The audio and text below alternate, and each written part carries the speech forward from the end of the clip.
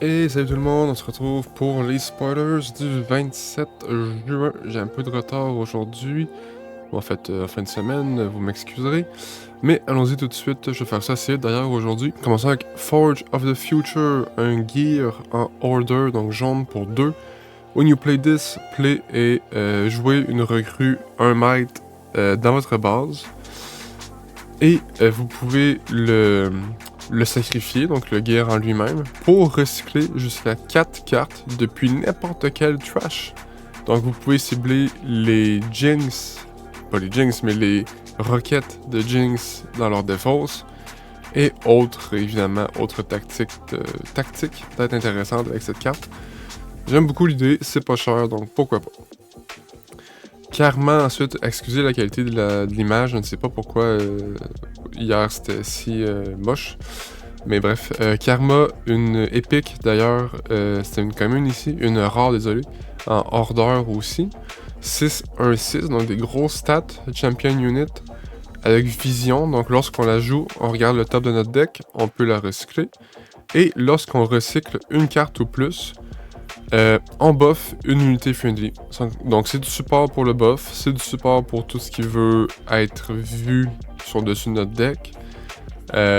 J'aime beaucoup ce genre de carte-là, j'aime le dessin. C'est oui pour moi.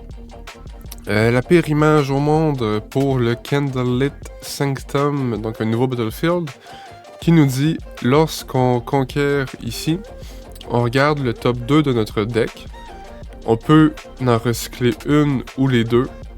Et on remet celle qu'on recycle pas dans l'ordre qu'on veut sur le dessus de notre deck. Donc évidemment, ça aide les stratégies vision.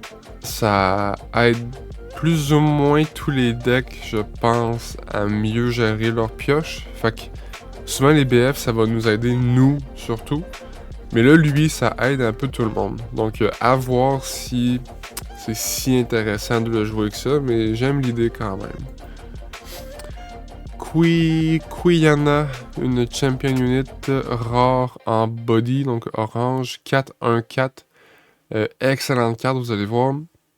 Elle a deflect, donc il faut payer un power de plus pour la target avec un spell ou une habilité.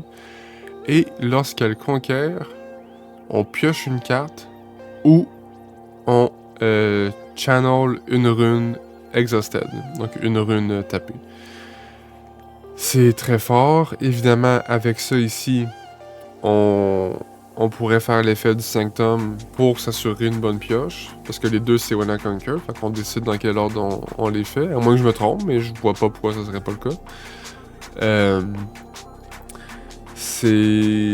Puis sinon, ben channel une rune, ben c'est très fort, ça donne accès à du ramp dans des decks qui en auraient peut-être pas par défaut. Très très bonne carte, je trouve. Pit Rookie par la suite, la dernière en fait qu'on a aujourd'hui. C'était une plus petite journée hier, mais pourquoi pas. Une 2-2 en body, une commune, qui dit lorsque vous me jouez, buffez une autre unité friendly. Donc on donne un buff à un autre truc qu'on a déjà en jeu. Il n'y a pas énormément de cartes. On n'a pas déjà énormément de cartes qui disent ce même genre d'effet. Fait que pourquoi pas. Mais pour 2, buffer quelque chose d'autre. Ben ouais, on peut buffer un.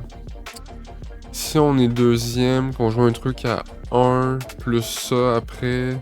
Pas deuxième, mais dernier dans le tour, fait qu'on a 3 runes. Pourquoi pas, mais il n'y a pas beaucoup de cartes à 1, il me semble.